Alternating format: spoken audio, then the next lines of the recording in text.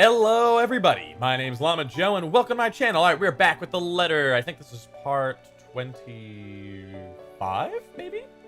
25, guys. Impressive.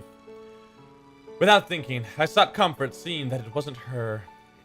It's a sudden impulsive thing to do, and had I been in a better condition, I wouldn't even dare of doing such a thing. But I didn't know what else to do. Though I know I shouldn't, her warmth, her scent, they grounded me. She is intoxicating. Marianne, what's going on? Oh, you're shaking like a leaf.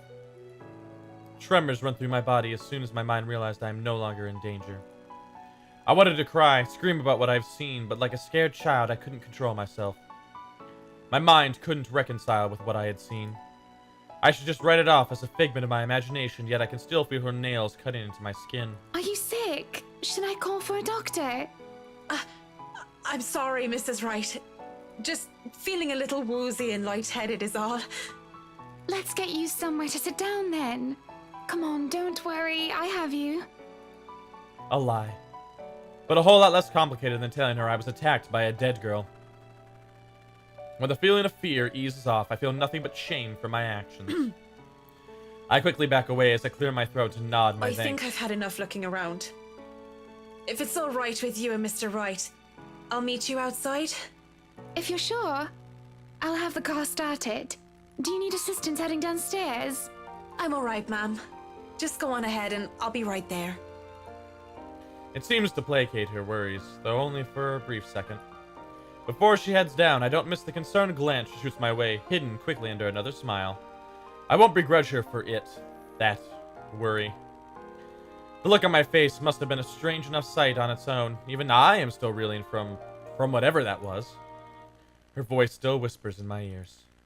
After all these years, she's still... No, Marianne. Shaking my head of the thoughts, I drag in a breath and then follow shortly after Mrs. Wright. Whatever has happened in the past, it's long gone. Only memories now. And those are things I can no longer bring back. Whew. It's already dark as we make our way out of the mansion. With no lights, we are only illuminated by the headlamps of the Wright's car and the stars up above us.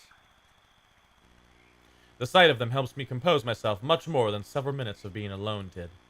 The car's engine is running, yet the two still stand out on the lawn.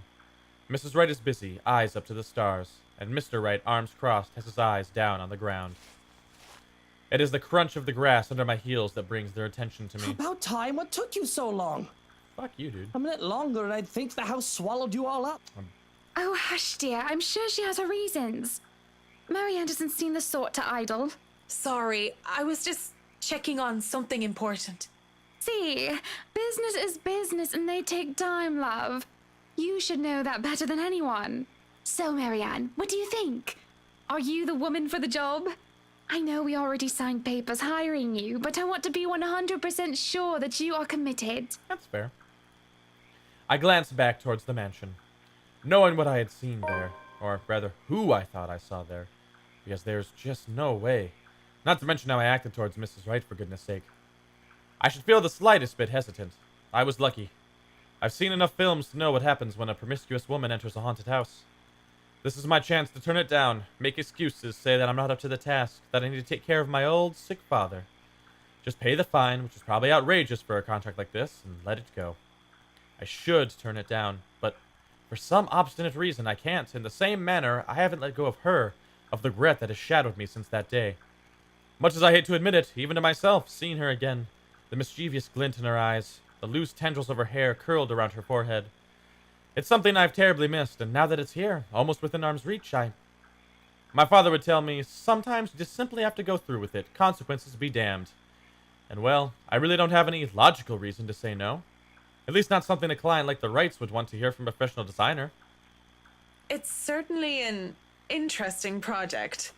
You can be sure I'm seeing it through the end. Sorry, my back. Ooh, it's all stiff. Such dedication! Oh, I do love the determination. You were always determined like that, weren't you? Hearing her voice once again sends a chill running down my back. I can't wait for this day to be over.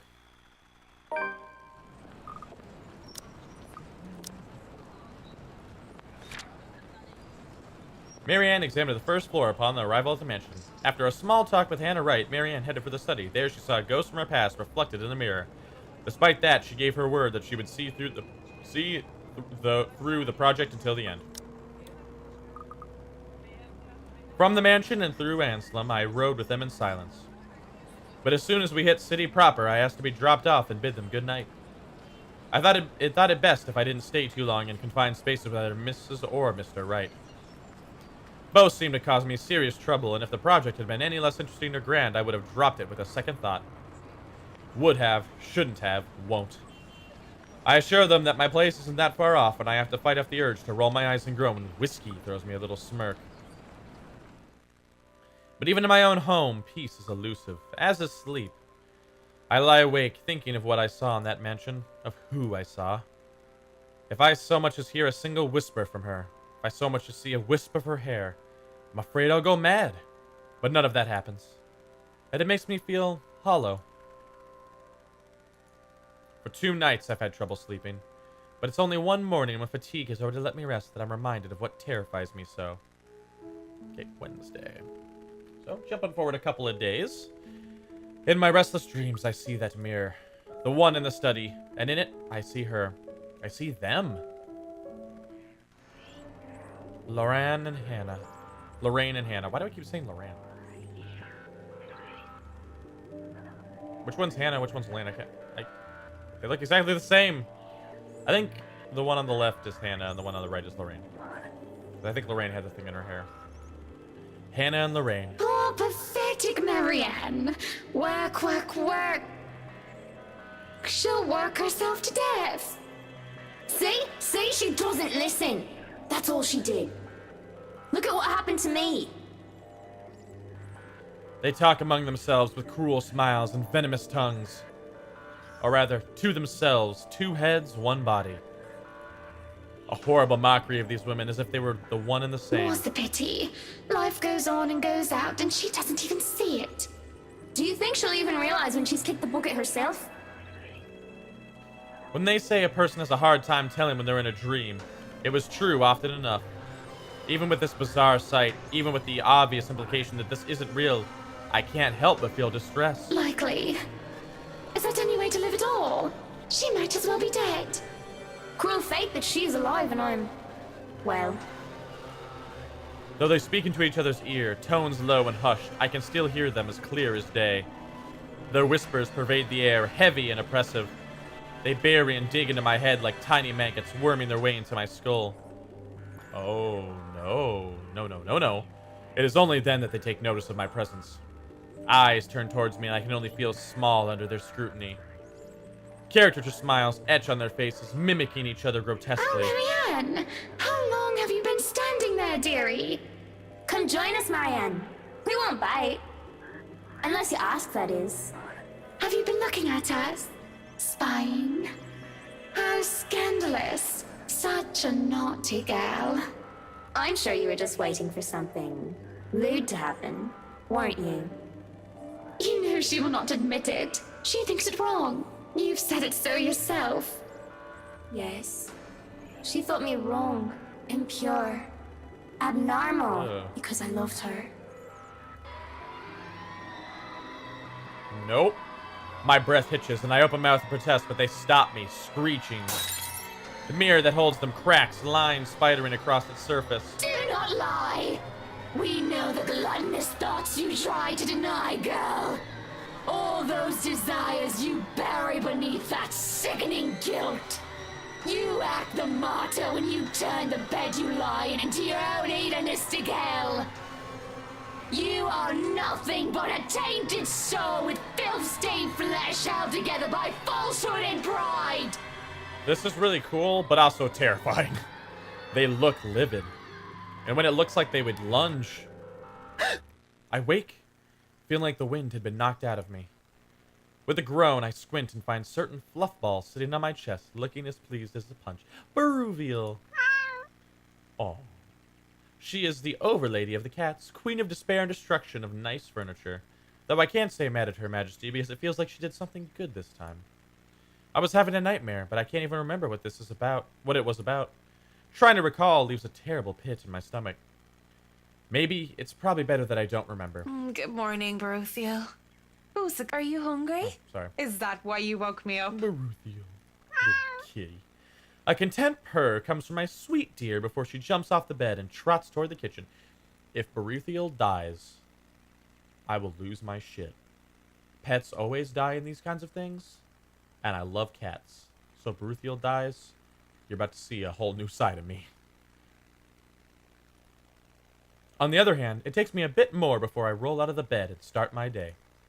Mornings before work is always a quiet affair. Shower first, and a mug of coffee and a bowl of oats. Sometimes I do stretches, and I always check my work email. The Wrights will be moving to the mansion today. I don't think the paperwork is officially done yet, but it isn't too far-fetched to think they were allowed to start their move despite that. Rich people like them will always find ways to get what they want, after all. I'll be leaving you again today, Beth. So you behave and make sure not to shred up my new covers, okay?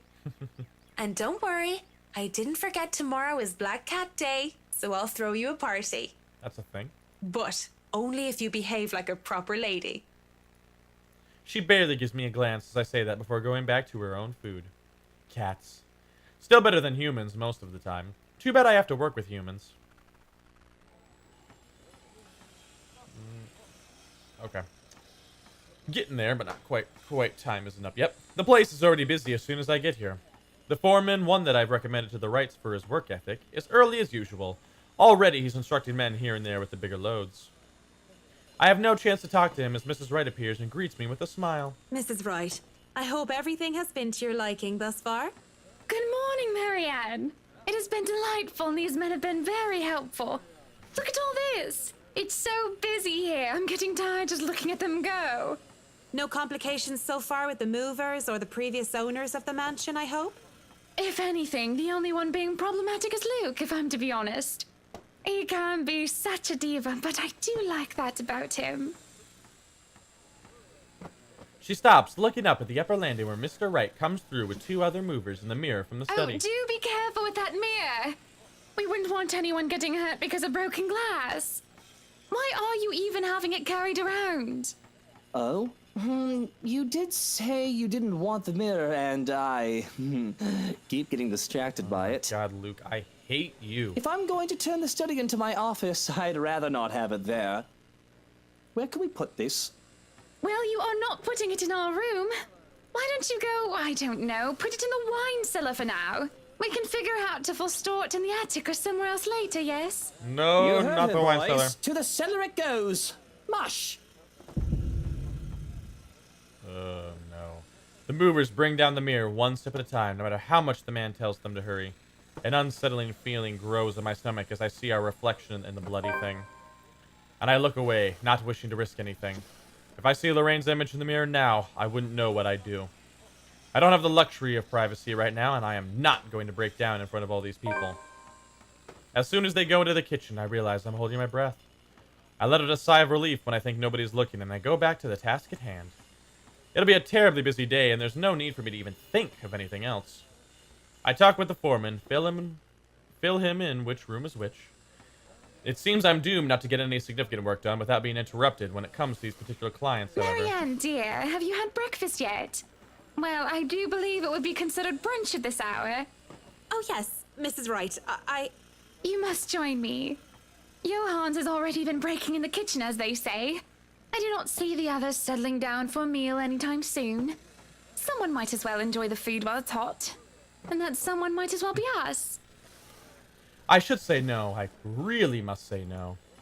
But the way she smiles at me makes it difficult to do so. Look at how ridiculous I'm being, acting like a silly, nervous schoolgirl with a crush. It's just a brunch, and who am I to say no to a client? It would be impolite to do so. It's not like I'm going to agree because of anything other than propriety. I'm not agreeing just because she batted her pretty eyelashes at me. Sure, you're not, Marianne. If you insist. It really isn't any of those. But it's something about her eyes, rather. She looks like she needs a good talk. A friend. And although I'm not supposed to be chummy with my client, there's no harm in pretending, right? Okay. We're gonna end it here. So, thank you guys so much for watching. As always, feel free to like, comment, subscribe. Tell me what you like. Tell me what you don't like. And I'll do the best I can to make it right. I'm Llama Joe, and I'll catch you guys later.